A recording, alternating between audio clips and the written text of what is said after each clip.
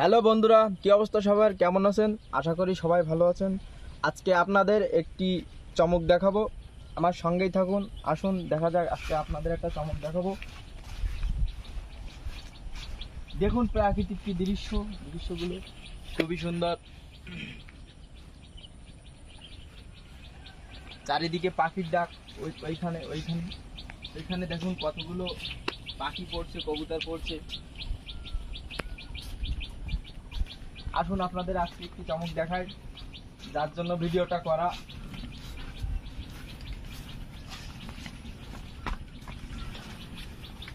বন্ধুরা দেখুন এতটুক কলা গাছে কিভাবে কলা হয়েছে।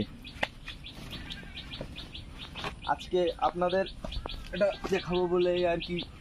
দেখুন গাছটা কিন্তু বেশি বড় না, একদম অল্প একটা গাছ। দেখি একটা খাই।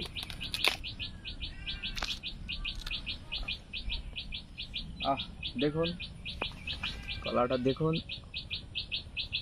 দেখে তো মনে হচ্ছে অনেক সুন্দর।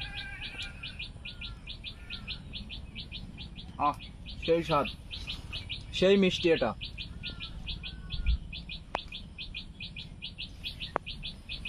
অবিশ্বাস্য ব্যাপার যে এইটুক গাছে কিভাবে কলা হয়। প্রাকৃতিক দৃশ্যগুলো খুব সুন্দর,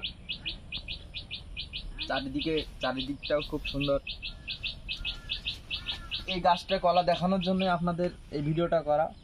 ভিডিওটা এখানেই শেষ করছি।